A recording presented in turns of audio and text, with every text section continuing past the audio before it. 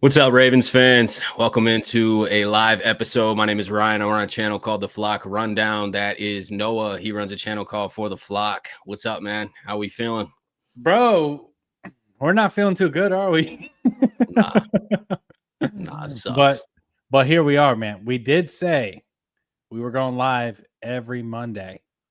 So even after this doo-doo feeling and this doo-doo loss that we had to endure as Ravens fans, here we are going live. Here's the thing, though, Ryan. The real ones, right, will still be here. You know what I'm saying? Oh, yeah. Like the Ravens fans that aren't, the fair weather bandwagoners. That's part of being a fan, bro. You ride with the team whenever they're in the AFC Championship and they're 12-5, and then you ride with the team whenever they're 1-3, looking like dog water. So here we are. 100%, man. I mean, there's been way uglier years in the past. I mean, maybe not with this many expectations. I think that's what makes this one so tough. But yeah, it's not like every year's great. You know what I mean? So appreciate everybody tuning in. Yes, we did get destroyed by the Chiefs, but I'll someone say, yeah, I'm still here. I'm not going anywhere. Ravens for life. It's all fun too, man. Y'all too.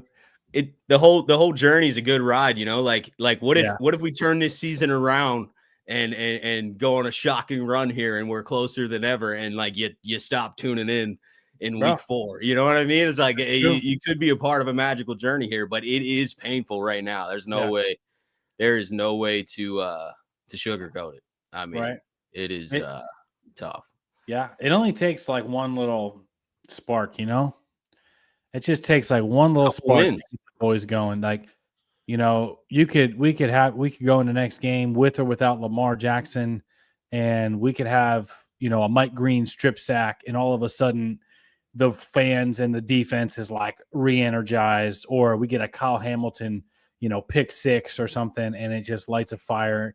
And that's the thing with football, bro. That's like anybody can beat anybody on any given week, regardless of the talent. Like these are all NFL players. I've seen terrible teams, that haven't won a game all year, go in and upset a team on the road. Like, you just never know. It's a week-to-week league. It feels like the Ravens coaching staff should have these guys more prepared. But the good news is, even with, we were talking about this a little bit before we went live, but even with some of the injuries, which they're mounting up, there's just a serious amount of injuries. The Ravens still have dudes, in my opinion. Like, they still got dudes that can play at a high level. I think, going into the season, I was thinking this is one of the deepest rosters in the NFL. I was looking at some of our cornerback 4s and looking at other rosters thinking, man, our cornerback 4 is better than their cornerback 2 or their cornerback 1 on other teams. And I still think we got talent. I do think our coaching staff has the experience to be able to do this, to put it together. Like Chuck Pagano, John Harbaugh. It's not like they haven't been, like, we're talking about John Harbaugh winning a Super Bowl. We're talking about Chuck Pagano being a head coach, bringing his team, to the playoffs as a head coach, and also, being a coordinator on a very successful Ravens team. And then Zach Orr, we saw him be able to, fix it in the back half of last season whenever the Ravens had one of the best defenses. So, and then Todd Monken, I know he had a bad game, and John Harbaugh was critical of it, but still, I like Todd Monken, and I think he's one of the best coordinators we've ever had. So, yeah, I think we have the stuff in place to be able to turn it around. I think I'm kind of talking myself into it a little bit, It's all right, man. It's all right to have some hope. It's been super negative. I think hope feels good at the moment. Like, having an ounce of hope, is feels kind of refreshing, because it's just like you don't think it's gonna get worse, and then it got way worse. So like that hurts. And here's the other thing, man. Right? Even if Lamar misses, let's just say 1 or 2 games, he gets that hammy right, and then we had the bye coming up, right? Let's also not pretend like Cooper Rush hasn't had a lot of starting experience and success. Yeah. And it kind of helps whenever you have Derrick Henry. If you're a backup quarterback, that takes some pressure off, right? It also helps whenever you have two really good tight ends. Isaiah Likely is about to get back in the swing of things. So he's going to be – there's going to be big open targets. You know what I mean? Zay Flowers, Rashad Bateman, Devontae Walker. Also, I just now thought about this. Devontae Walker got a lot of reps with Cooper Rush throughout the offseason because Devontae Walker was running with twos a lot. So, yeah, man, I'm not – I think Cooper Rush could still keep us afloat. I don't know how serious that hamstring is for Lamar Jackson. I don't think anyone knows. Right. It's serious enough to be in serious doubt this week. I mean, that's for sure, but we don't know like how long or what grade it is and all that. There's not any information coming out about that. I agree. I think Cooper Rush can hold down the fort. I guess we would have to stick to running though, which is an issue that we keep coming to. We haven't been able to run the ball this year since week 1, I guess. We did against the Bills, but I mean, Cleveland shut it down, mainly run blocking on the O-line. Detroit shut it down, also got away from the run, just like we did against the Chiefs. It just keep getting away from the run. So if Cooper Rush does have to go, we got to get back to like figuring out how to play defense and running the ball. I don't know if there's any other way we win a game, without Lamar besides pounding Henry, being smart, just taking what the defense gives you, and somehow on defense figuring out how to beat the Texans and Rams. Because if we win these next 2 games, we'll be 3-3 heading into the bye. We're going to get a host of people back, and we'll go through the injuries here in a second, but we're going to get a host of people back after that bye. So it's possible, but you don't want to drop these next 2. That's for sure. Starting out 1-4, 1-5, like now you're flirting with really dangerous territory where you kind of got to go on a crazy run. So I don't know. Let's just pray that Lamar's all good and we get healthy as soon as possible. Should we dive into the news from today? Let's do it, bro. All right. So unfortunately, Nnamdi Madubuike is officially out for the season. Harbaugh announced. Yep. And when asked about, it's terrible, man. And then when asked about, I'm only bringing this up because there's a lot of conversation about it, and I understand why. But when asked about whether this is career threatening or concerning for his longevity as a football player, Harbaugh said Nnamdi should talk to you guys about that. Yeah. So that's not what you want to hear. Not good, right? No. Yeah. No, not good. And I feel bad for Nnamdi, first and foremost. Like, dude's young, just signed a massive deal that he won't get much of. I mean, I saw Brian McFarland say that if Madubuike did retire, the Ravens are absolved from having to pay any future salary. Wow. Now that they do have the $30 million in dead money from his signing bonus and option bonus prorations that haven't hit the cap yet. So there is some dead money, but the rest of his contract is voided. And here's actually like all the specifics about the exact money and everything. But essentially, if that happened, I'm not saying Nnamdi's going to retire at all. I'm just saying there's a lot of talk about it because of the way Harbaugh addressed that question. And you don't want to hear like, hey, the player's got to talk to you guys. I'm not going to say that. Yeah. Necks are always one of those things, man. You don't mess around with necks. Yeah. Necks and spinal injuries. Those are the career ending ones. Which is terrible, man. It's just terrible. It's terrible for the team. It's terrible for Nnamdi. It's terrible for this season. And we talked about it last week when we were discussing whether Nnamdi was even going to be out a while or not. And kind of both agreed on that if he is out long-term, which obviously he is now, I feel like the Ravens got to go make a move. I don't exactly know who that's going to be. I don't know. I saw somebody in the chat say Jeffrey Simmons. Are you completely down with that? Yeah. let's go get Jeffrey Simmons from the Titans, whatever it takes. But like, you're not getting a D tackle coming back here. Like, you're not getting more help. A star D tackle like Madubuike is gone, man. Yeah. Like at least this whole season, you're not getting that help back. So unless you just want to keep funneling bodies in there, but the run defense is clearly suffering from that. I think especially if they know it's career threatening, they got to go make a long-term move. They got to go pony up. Yeah. Yeah, man. And the thing is it feels like we'll have to be in wait and see mode on that one because Some teams don't really know, including ourselves, if we're really going to be contenders. Like if we're sitting at the trade deadline and we're like 2-6, just keep the pick. Yeah, you're probably not going to go get a stud, defensive tackle. However, if we're sitting at the trade deadline and we're starting to get healthier and we're sitting there at like 4-4, then yeah, let's pull the trigger, because anytime you got Lamar Jackson and Derrick Henry, your Super Bowl window's open, in my opinion. You just need to get this defense to be average. In my opinion, even if we gave up some points and gave up some yardage, but forced some turnovers here and there, we'd be all right. But the problem is, get off the field first. We have a -2. Yeah, it's terrible. We have a -2 turnover ratio right now, and it's among the bottom third in the NFL right now. I think we have 2 takeaways. I think we have a pick and interception on the season, and I think one of them came from Joe Flacco. Yep. And then we have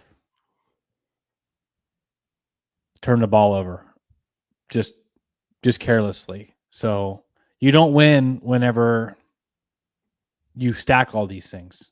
It's not just the poor defense. It's not just the penalties. It's not just the situational and the play calling and the lack of looking prepared and disciplined. And then it's the turnovers on top of that. It's not forcing turnovers. And O-line. Offensive line, you're not winning in the trenches. You're getting gashed in the run game. And you just compile all that up. And no matter how much talent you have on your team, you just don't overcome with those type of fundamental flaws. And that's what's really frustrating about the team right now. It's just the fundamental flaws. Like, take care of the football, stop the run, make stuff hard on third down, and we just are failing to do those simple things right now, man. Yeah, I know. It's hard to explain. It's so many things. It is so many things. That's what's difficult for me, is it's like I wish it was just the pass rush or just the run defense, or you know what I mean? Like, it'd be a lot easier if it was just like a 1 or 2 things. It's like 10 things combined, and the injuries on top of that. Like, I mean, the coaching is 100% deserving of blame. I mean, these guys are clearly underprepared, not being put in the best situations, and not motivated. Help me understand. Maybe you don't know. We're just theorizing here, but help me understand why this team is just like not playing with fire. We haven't talked since the Detroit game because we went live before the game. We got punked at our house Monday night, all black uniforms. They bullied us. We're usually the bully, or we at least stand toe to toe with the bully. Right. You know what I mean? Like, we're competitive with everybody. And we might not always win the big game. Usually there's, little moments that we're not coming through on, but it's not little moments now. It's like the entire game isn't competitive. We're getting punked. So it's like, where's the fight? Why are we not playing with passion? It just feels like the defense is almost expecting to have the ball moved on them. Like Ray Lewis. Ray Lewis. Get him involved. And Will Jones, he says no pass rush, and it's true. Yeah. The concern here is with Nnamdi Madubuike, you were already still kind of lacking in the pass rush department. He was the only guy that was winning. Travis getting double teamed, Madubuike winning his one-on-ones, nobody else winning their one-on-ones. Yeah. Yeah. And Travis Jones isn't healthy now. Right. Which is, now that we're talking about him, this is kind of a trend now for him. I mean, last year he wasn't healthy pretty much, even though he played. He's in a contract year. So is Oweh. These guys are fighting for their next payday. Dude, I mean, if Oweh wants to we got to see something, man. Yeah. We got to see something, man. I've been too hopeful. Seriously, to a fault. I have too. I've been like, oh, this is the Oweh time. It's like, nah, dude, I don't know, man. Yeah. It's not a difference maker. I'm sorry. You got to show me now. Like, I was like expecting it, like, come on. And I'm like rooting for him. At this point, he's going to have to prove it. He's going to have to show it. I mean, because he's not. He's going to be playing in another jersey next year. I don't see another way around it. Bro, do you know who I'm pretty sure our leading sack guy right now is Tavius Madubuike. Robinson. Oh, is it Tavy? Okay, yeah, because of the Chiefs game. Yeah, I think Madubuike has like 1.5 or 2. What's Tavius got? I think Tavius has 2 now, right? Okay, 2. Okay, that's not that great through 4 weeks. Right. Like we need more. Yeah. But I wasn't expecting like Tavius Robinson to be our top sack producer through the first 4 weeks. Like I was looking for an OA to have 3 or 4 sacks by now. And he's got a big fat donut. I know, man. Like, come on, man. And it's not like they don't have opportunities to rush the passer. Like we get them in 3rd and longs and 4th down situations, a lot. But we don't force pressure, man. And I think part of it, I'm going to be open, man. Honestly, I think a big part of this is Zach Orr's scheme. And because I have seen, and you have seen, the Baltimore Ravens with lesser defensive talent than they have right now. 2 years ago. Even with the injuries, I'm talking like still lesser talent and them still be able to like hold teams to at least 25. Like, where, okay, we'll give up a big touchdown here or there, like a blown coverage, but we're still like contesting stuff. We're still bringing pressure. We're still playing Ravens defense where you're hitting dudes hard and you're making teams uncomfortable and you're the bully. But right now it's just like there's no contesting anything. Everything looks easy. Everything looks like the offense is expecting to like what's going to happen. And I don't know if you saw the little intro of my video yesterday, but I usually, am not very, negative or sarcastic, but I just said, hey man, I was like, if you guys, if your offense is really struggling and you're not getting things going, and you need a fix up, just come play our Baltimore Ravens. We'll make sure you have 5 to 10 seconds in the pocket. We'll make sure that, we won't really blitz. When we do, it'll be right where you expect it. So your running back will be able to pick it up nice and easy. It'll just be like a little practice drill. If you're struggling with your run game getting going, just play us.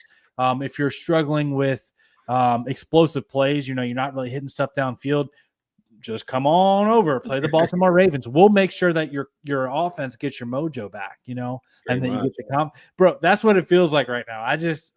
It's just really frustrating, man. It does feel like that. I can't believe it. I mean, we've let up 133 points in the first 4 weeks, which is the most in team history. So, I mean, this is the worst defensive start we've ever had. Right. Even like there was years where we had like no secondary. Yeah. And we were literally signing like cornerbacks off of the street. And we had so much chemistry with like the stunts and the rush, and the blitzes were so strategic, especially during the Mike McDonald time period. They were so strategic and timely. You know what I mean? It was just like, oh, this is the perfect moment to bring this disguised blitz, and like everything we're trying right now is not working. We can't get home with 4 at all. Yep. Like no game records, nobody's winning their one-on-ones. So we have to bring extra pressure to get pressure, or have to bring extra blitzers to get pressure. And then that seems like it's just like easily getting picked up. It's like, oh, the quarterback's very well aware that this is exactly where the blitz is coming from. And the line does a great job. Yeah. And it's like, and then the not getting off the field is driving me nuts. Right. Like, they're running, 2 runs or short passes, and they're getting in the 3rd and 2, 4th and 1, 4th and 2. It's a guaranteed first down. Yep. That's crazy. Like, why are we the pushover? You know what I mean? It's like, oh, it's 4th and 1. Well, they're going to get it. They're going to go for it. The Chiefs went forward twice, I think, in the first half. 2 for 2, 4th down, just kept the drives going. Lions did it. Like, it's just, you can't get off the field. No. And they just, the quarterbacks know. Like, I don't know if we have some major cues, like giveaways, you know what I mean? Like where but the quarterbacks know, like Goff didn't look uncomfortable at all. Yeah, they're chilling. Mahomes didn't look uncomfortable at all. Josh Allen did not look uncomfortable at all. They look calm. They know where to go with the football. They can get the ball out quick because they're not really having to read stuff and process post snap. It doesn't feel like we're doing that with Mike McDonald. He had quarterbacks shit up in a blender.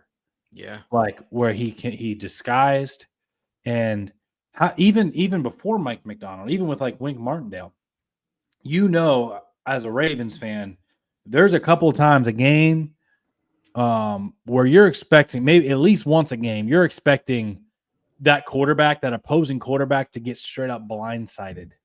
Yeah. Like, where they're sitting in the pocket and they're looking and all of a sudden they don't see that rusher. And that nickel blitz or that safety or that linebacker just clobbers them. You're good for one of those a game, right? But we don't see that. Like, we haven't seen that really the last 2 seasons very often.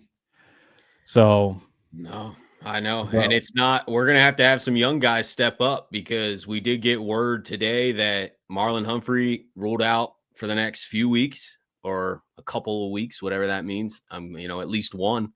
Probably my guess is after the bye, because we only got 2 games until the bye. So we got the Texans, the Rams, and then the bye. So I would imagine, he's got this calf injury that he's out a couple weeks for. I don't think we see Marlon until after the bye. And then Roquan, pretty much same situation, different injury, but same situation, diagnosed with a grade 2 hamstring strain. He'll miss a few weeks as well. Yep. So we're probably going to see Teddy Buchanan, the 4th-round rookie, and then Jake Hummel, who's really they had Jake Hummel in quite a bit. I mean, Trenton Simpson playing in different roles. Ton of young guys, though, man. I mean, Marlon Humphrey's not going to be in, so in the slot it's going to be Keon Martin, who, I mean, I don't hate it, but it's a lot of inexperience out there. Marlon's been getting cooked, to be honest with you. Like, he hasn't been playing well. Maybe he's been hobbled from the calf, because I think a couple week or two ago he was struggling with an injury as well. So I mean, maybe that plays a role, but I don't know. I mean, he's been a liability out there. They got him one-on-one with Worthy multiple times. He had no chance. Yeah. So I mean, we're gonna have to change things schematically, because we're going to have a lot of guys out. Who knows if Wiggins is going to be out? I mean, look at this list right now, man. Yeah. I mean, Nnamdi's done. Broderick's out a month at least. Van Noy probably come back, because he almost went against the Chiefs. Travis Jones probably come back. Pat Ricard, I have no idea. He hasn't even practiced yet. Lamar, no idea. I mean, we'll see as the week goes if he's at practice at all. Ronnie activated for the game, didn't make it, 2 drives, and he was out for the game. Noteboom played the whole game. Roquan out multiple weeks. Marlon out multiple weeks. And then Nate Wiggins still unknown. I don't know. But guys got to step up, because we need to win. Yeah. We do, man. Coach has got to put them in better spots too, especially with the inexperience that's going to be playing, because you can't blame Keon Martin, Teddy Buchanan, Malachi Starks, Mike Green, Aeneas Peebles. All these guys are out there on defense playing a ton of snaps. And I love it. I respect it that this rookie class is able to get out there on the field, but let's be real. I mean, they can't be expected to do what everyone else has been doing. It's not the same quality. They don't have the same experience. They're going to get schemed up and potentially punked a little bit. They're so young. Right. Bro, that's the thing, man. Like you said, they got to be put in better spots. If you're not going to have a lot of experience, you're going to have to make it simple. And if you get beat, you get beat. But let's just go play hard. And let's be aggressive.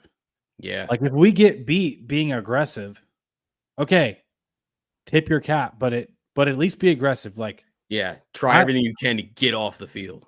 Right. We're not doing it. Right.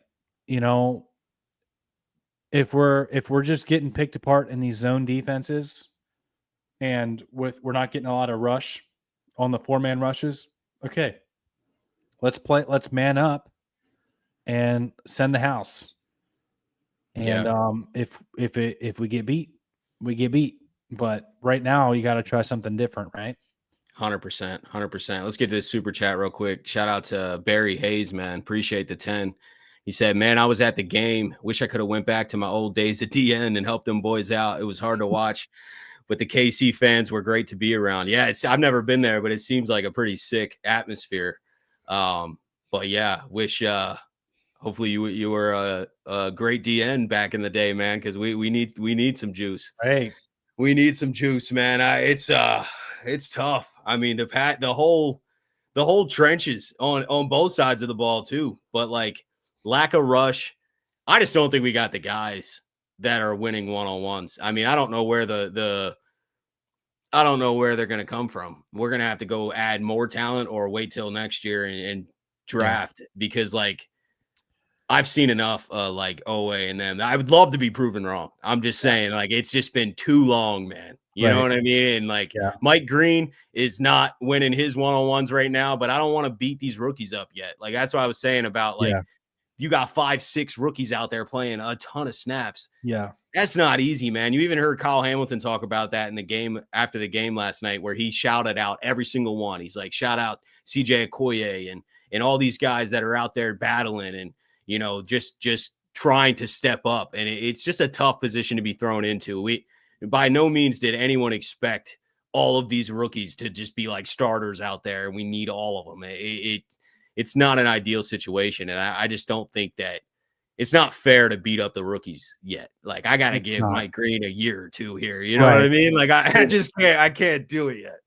I still have a lot of hope for Mike Green. I'm not, I love the talent. He's just he's not executing it well right now. And not that he's playing bad. He's just not game wrecking. You know what I mean? He's not getting to the quarterback often. He's not his pass. And I put a lot of that on the coaches, to be honest with you, because why, like we're not seeing anything from Owe either. And it's like, bro, Owe had double-digit sacks last year. But I just don't think our dudes are put in advantageous positions. And I don't think they're being coached well, especially on the defensive line. To get back to what we talked about earlier, is there seems to be a lack of effort or at least a lack of trust. And do you think that's a lack of trust in the coaches? Like they're like, hey, these game plans ain't working, like nothing's working? Or do you think it's just because we're losing right now? Or like where is like that fire effort that like, I mean, we had it in the Cleveland game a little bit. I don't understand. That's what I'm trying to like pinpoint here. You know, it makes me want to go into it's John Harbaugh and everyone. It's like, how does this not trickle down? How is there no one stepping up? How's there not a voice that can motivate these guys? Like we need a Ray Lewis, man. You need somebody to like light a fire. Nobody's really, Kyle Hamilton's like the only one really speaking up. Well, the problem is whenever your best players who are the most respected voices in the locker room to get the guys going aren't playing well, it doesn't carry much weight. So whenever you're seeing like Roquan Smith miss tackles and get beat in coverage and not take ownership right after the game, that's really frustrating. And I think that, I do think there's a leadership issue right now. Like you said, Kyle Hamilton's really the only dude that is addressing stuff, taking ownership, saying, hey, this is inexcusable, you know, actually answering questions. Bro, let's see here. To kind of, let me go back to your question. It felt like with the Detroit Lions, that took your sales out, right? Like, bully, but at home, right? But the week before that, it felt like, okay, Browns, like we had a nice defensive performance, but the 2 games before that, both of those Buffalo Bills games, you're looking at the playoff one, and then you're looking at the week 1 opener. Like going into week 1, the Baltimore Ravens actually had the highest on odd favorites to win the Super Bowl. A lot of analysts were picking the Ravens as the top Super Bowl contender. Dude, I was riding the hype train, man. After the last 2 years, I was like, I was confident. Best roster in the league. You know, let's go. Year 3, Todd Monk, and year 2, Zach Orr. Defense going to get off to a hotter start. The roster is even a little bit more improved than it was last year with that run. You added DeAndre Hopkins. You added Jair Alexander. You know, you added Mike Green and Malachi Starks, 2, you know, talented players in the defense. Let's go. Super Bowl favorites. And then, you know, you're up 40-25 in the fourth quarter, and you allow some craziness to happen. Absolutely craziness. Balls getting tipped up in the air for accidental touchdowns, you know, some crazy 4th down conversions and just fluky type of stuff, you know, and then that just takes your sales out. If we won that game in Buffalo, we are not even saying the world's falling apart right now. We're looking at a 2-2 start and, beating one of the best teams in the NFL in the Buffalo Bills. And then you're saying, well, we get a little bit healthier, and we'll be good to go. Right now, the reason why it's so bad is because like the hopes are so low is because you're 1-3 and you don't really, you're kind of beat up now. So not only were you losing with your talented guys, but now it's your talented dudes you're losing more talent. And the coach, you don't really trust the coaching staff to put guys in the right spots right now. So it's looking a little rough. But if you want to talk about the schedule coming up and about the bye week and some optimism, we can go there if you want. Yeah. I mean, we got Texans, Rams, both at home, right? Yep. Two home games, then the bye. So goal has to be get to 500. Yeah. We'll be feeling a lot better at 500, 3-3, getting 2 weeks of rest essentially with the bye, or a week and a half, getting a lot of these guys back healthy. We'll be feeling a whole lot different because the schedule does get easier. I don't think our division is the gauntlet that we were going to think it was. I mean, Joe Burrow's not going to be involved. The Bengals get substantially easier. We know the Browns are all, we already beat the Browns. We already played them and dominated, to be honest with you. So, like, we should win again against them. Pittsburgh, probably the biggest challenge in the division, but not unbeatable by any means. They haven't played a ton of top teams, and I don't think they've been truly tested. And who knows if they have the longevity. The Steelers fall off a cliff every single season at the end of the year. Like, I swear Pittsburgh started out like undefeated 2 years ago, and then they did. They were like 9-0, and then they finished like 10-7. And then last year, it looked like they had a stranglehold of the AFC North, and the Ravens just went on a run and took it away from them. So, like, who knows? The Ravens beat the Steelers 3 times last year? No, they lost in Pittsburgh. We didn't even score, or they didn't even score a touchdown. We lost 18-16. Russell Wilson beat us all field goals. That's right. But then we dominated them later in the season at Baltimore, and then played them again in the wild card, dominated again. We were running all over them. The Steelers usually fall off towards the end of the season. So I'm like, the division's not really that difficult. Right. The problem is we are not healthy, and it just seems like the guys are really out of position more than usual. I mean, we've always had a little bit of coaching issues. I've been able to complain about some coaching things for years now, but not like this. I mean, this is just like not even competitive, extremely underprepared. It's like they're like hanging out, not game planning or something, which I know is not true, but I'm just saying it feels like that, though. It feels like there's no care. There's no passion. So I'll offer some hope, right? Okay. I'll start off with the negative. Baltimore Ravens have the 31st defense in the NFL right now and yardage allowed. And when it comes to points, they're allowing 33.3 points per game, which is the worst in the NFL. But however, the Baltimore Ravens have allowed 1,627 yards this year.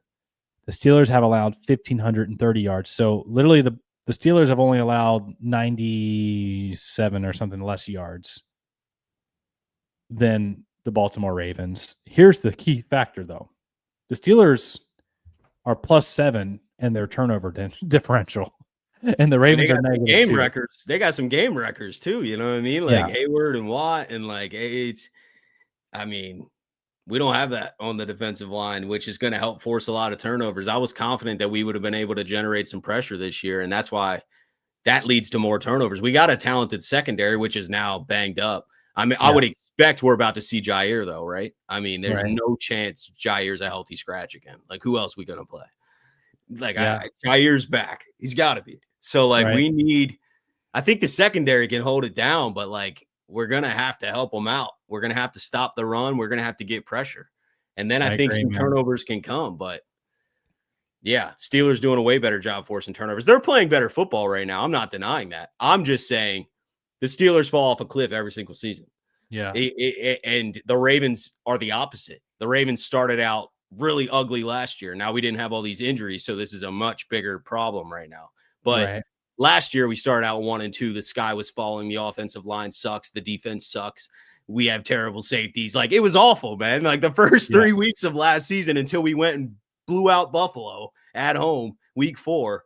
Yeah. The sky was falling for the first 3 weeks last year.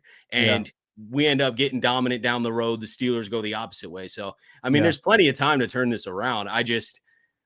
There's something different in the air this year, not just the injuries. It just seems like there's like a lack of trust in the coaching, and as there should be, though. I mean, I wouldn't be confident in it either. Bro, we're going to have to, in my opinion, to get things rolling, to get things turned around, and to win, you got to win at least one of these next 2 games before the bye, right? Yeah, but, 100%.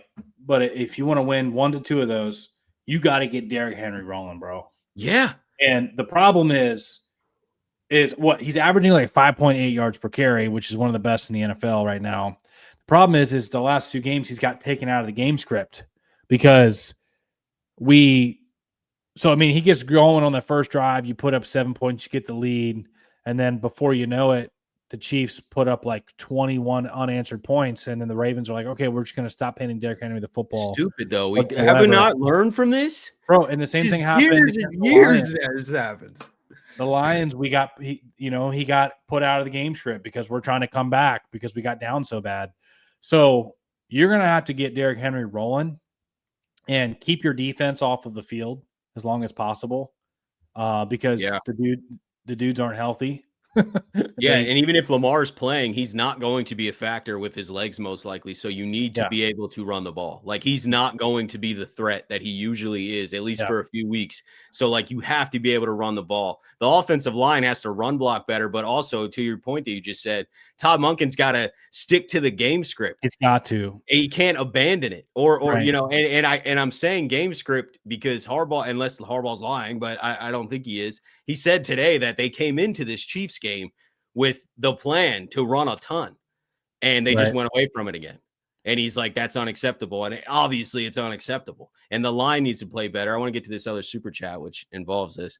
Shout out to Lawrence Huggins for the 5. Appreciate you, man. Daniel Fa'alele is our guy. John Harbaugh. Yeah. I mean, super. Yeah, man. Bro, you know what I'm even more frustrated about Daniel Fa'alele starting? Yeah. Keaton Mitchell not playing, bro. Dude.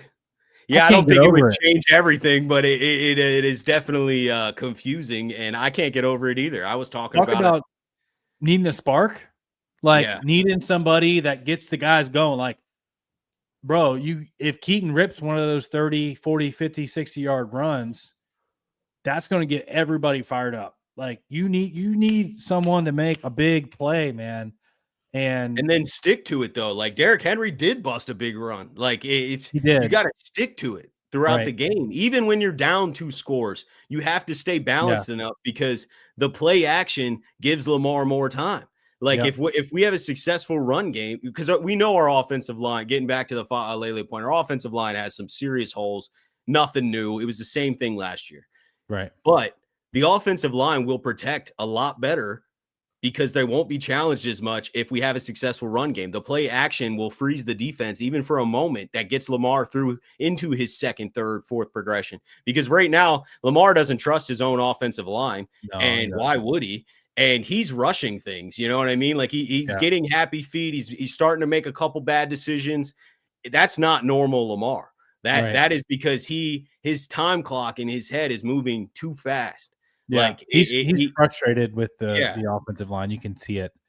I mean, if there's something else I'm offering as a positive is the Ravens are the 3rd most scoring team right now. They're averaging 32.8 points per game, which is 3rd in the NFL against good defenses too. Against good defenses. So. Oh, yeah, I have way more hope in our offense right now. Yeah. If Lamar's out there, I'm definitely going to be. Yeah. It's an extreme unknown if we have to go to Cooper Rush for a week or two. But I feel like I'm more confident about Cooper Rush than a lot of people are, because I think we never really saw him with the weapons. You know what I mean? Like, we saw him in preseason without Zay Flowers, without Mark Andrews, without Tyler Linderbaum and most of the starting offense. Without Derrick Henry, you know. So I think if you pair up a solid running game where you're featuring Derrick Henry with some play action passes and Cooper Rush can put the ball in the right spot and keep it simple, feature your weapons, feature your Zay Flowers and your Batemans and your Likeleys. You know what I mean? Like the Ravens are loaded with offensive talent. Despite the injuries, on the offensive side of the football, they still got weapons everywhere. Yep. Like they got weapons, bro. Like we need to be able to still be in these football games, even if Cooper Rush is playing. Let's not pretend, right? Like I said this earlier, let's not pretend like he didn't have a lot of success in Dallas and have a lot of starting experience. He won more games than he lost as a starter. Yep. And his basically only weapon there was CeeDee Lamb. It was obviously a big weapon, but he didn't have a lot of help besides that.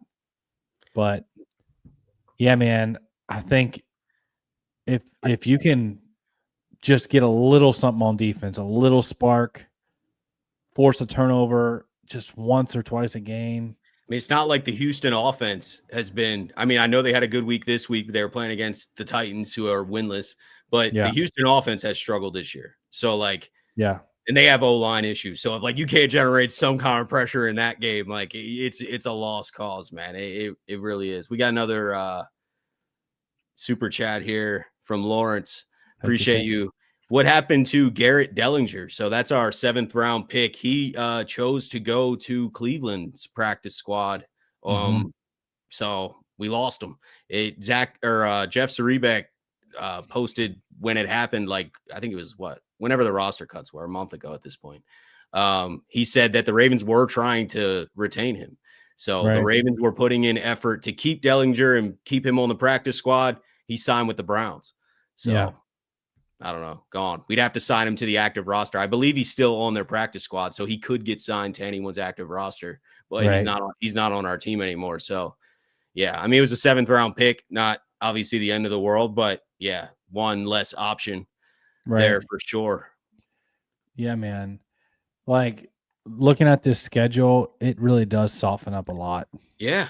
Like, and the division's not what it was. Like I was looking at 2 Bengals games. Now I know we can score a lot against the Bengals, but can you imagine this defense right now against Joe Burrow and Jamar Chase? Oh yeah, dude, like that would have been bad. So that's why I was like, man, these Bengals games are going to be brutal, but not so much now. So like that's what I'm saying. The division's wide open, the schedule's wide open. Yeah. But if we're not healthy, if we lose these next 2, like you can't keep digging the hole. Right. I guess, we do have some dudes that are questionable, right? Nate Wiggins, Marlon Humphrey's going to miss some games. Madubuike's out for the year. Roquan's going to miss some games. But then, like we said, we also should be getting some reinforcements here. Specifically with Kyle Van Noy, Isaiah Likely, his 2nd game back healthy. Travis Ricard, hopefully Travis Jones. So there is reinforcements coming, and the schedule gets a lot softer. After the Texans and the Rams, who are very beatable teams, even with Cooper Rush, in my opinion, there's a butter soft stretch there, in my opinion, with Dolphins, who have been one of the worst teams in the NFL, Vikings, rookie quarterback, right? Or basically rookie. Yeah, Wentz is in now.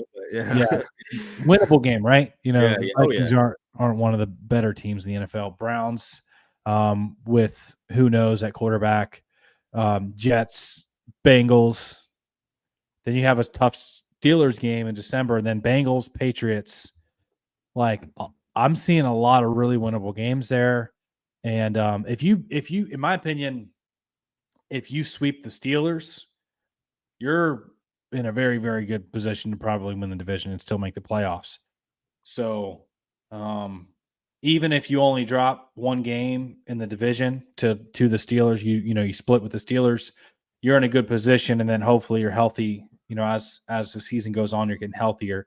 But that's like the silver lining, right? The thing that you're looking for as a Ravens fan for optimism is that okay, we stack a couple wins here, we find a way to win. Doesn't matter if it's pretty, just find a way to get it.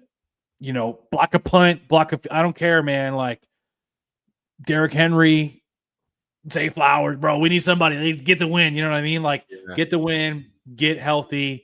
Hit that bye week. The schedule gets soft, and then I think the majority of the soft schedule is after these next 2 games. I don't know if the Texans and Rams are that easy, especially the Rams against our defense. That's I'm right. And the Rams have a pretty solid defense too. Yeah, these next 2 games are actually maybe the hardest games left. Like that, like the schedule gets way easier. Yeah. I'm more concerned about these next 2 weeks. That's why I was like, man, if we can get to 500, we should be cruising. And I see some people in the comments saying that who cares? Like we have to beat the Bills and Chiefs. 100% right. Like I completely agree. But we got to get in the playoffs at this point. We are digging a serious hole. We have to get healthy. We have to get in the playoffs to even have a chance, or you might as well kiss it away and hope for a top 10 draft pick. Cause like, I mean, we have to get in the playoffs. So that's why I'm like, we're looking at this like, all right, yeah, our schedule's softer. This is probably an opportunity to get in the playoffs.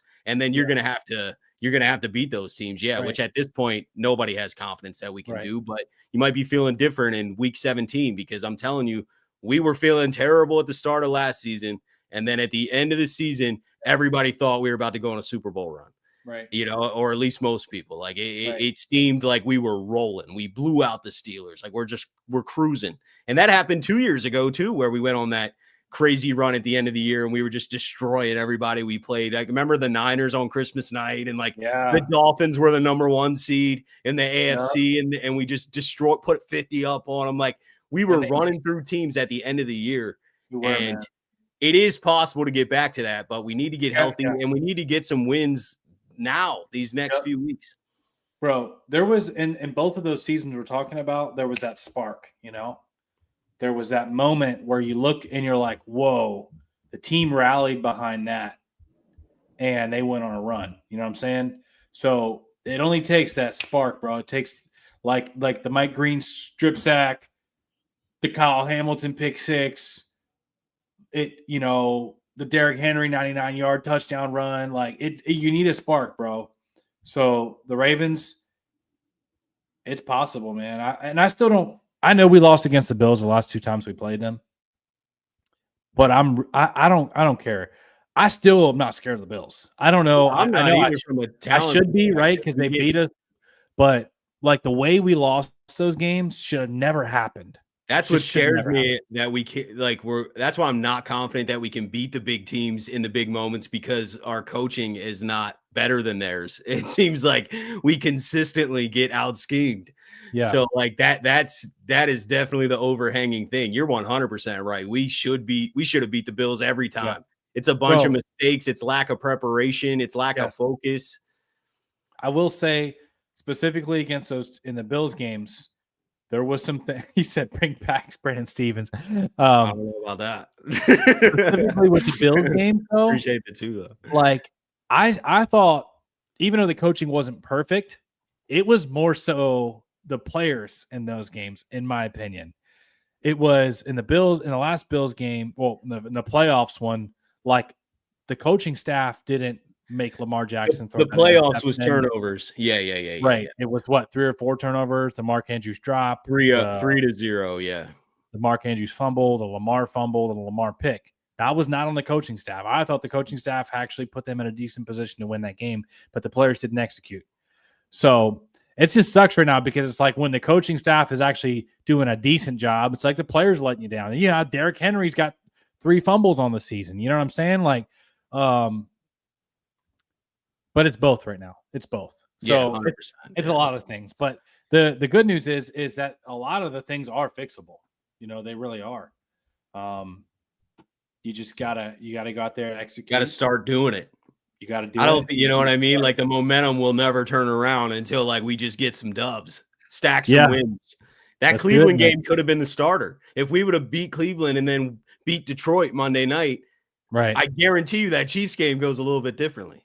Right. But there's this lack of fire, this lack of hope, this lack of confidence right now. And until you start getting some wins, I don't know how that goes away. So you're gonna have to dig deep. Guys are gonna have to step up, next man up. Coaches got to be better. If we need to make a change at coordinator or wherever, I don't think John Harbaugh's going anywhere this year, but maybe after the season if it's a meltdown. But I'm saying if you got to make a coordinator change, then do that. Whatever it takes, get it back on track. Go make a trade if you need to. If the season is, like we talked about earlier, to wrap this up, if the season is in reach, Right. You got to go get aggressive and make a trade because we're not getting Madubuike back.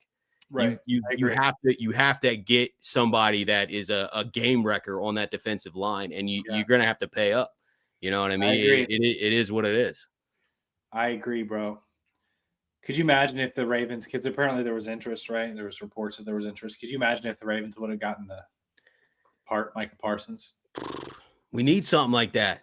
We ain't had a game wrecker. I'm hoping Mike Green can like develop into that, but like we ain't had a game wrecker like that. That's my biggest hope right now is like Mike Green can eventually be that. But there's nobody else on the roster that's going to just consistently command double teams and win their one-on-ones and get to the quarterback. Like, yeah, we need a game wrecker, man. Micah Parsons, Myles Garrett, Max Crosby, TJ Watt. Like, there's a lot of those guys, and the Ravens haven't had any of those guys since Suggs. Yeah. Oh, we got one more. We got one more super chat before we go out of here. Appreciate you, Sheldon, for the 5. I hate the predictability with Justice Hill. I think it was a 3rd and 1, and they brought Dehan off the field. Don't agree with the calls at all, to be honest. Yeah, 100%. I agree. Short yardage situations, even if you don't give Henry the ball, he needs to be on the field for the distraction. Like teams are pinning their ears back and coming after Lamar, Cajun Lamar. Just they are too aware of what's going on. If Henry's in the game, there's always a threat of, oh shoot, Henry's going to get this ball. Right. We need to, and then a lot of other options open up. You know, then you can pass off of that and have somebody wide open. I agree. Henry shouldn't come out the game much at all. Yeah, I mean, this guy should be as much as possible. Yeah, bro, I agree with you. The one thing that I did like that they went counter to their normal with Justice Hill. If you remember on that first drive, they had that 3rd and 2. And Justice Hill was, kind of to the side of Lamar, and you're expecting him to go out in a route or to be in pass pro. And they handed him the football, and he pushed forward for that first down. Not that I necessarily loved that call, but it was at least like against what you normally do. And the Chiefs were not expecting that, Yeah. So. Yeah. One more from Lawrence, man. Appreciate you. Hire John Gruden. That would be fun. As head coach. The way he talks about the Ravens. Yeah, that'd be fun. I think that would be fun, man. He's got the fire. I feel like that would be somebody that could ignite the passion because this team's lacking some passion right now. It's weird to see. It is. It's weird to see. But they just feel like they don't have their mojo right now, man. No, which, like I said, man, when have we seen a Ravens team not be competitive? We've always seen the Ravens get out-coached a little bit in bigger games and barely lose and make a key mistake here and there, but not just get blown out, not get bullied in prime time at your house. I remember when we were live before the Lions game, we were all excited. We were like, the Lamar Jackson era, the Ravens have never lost in the black uniforms. And then we were feeling ourselves. Yeah.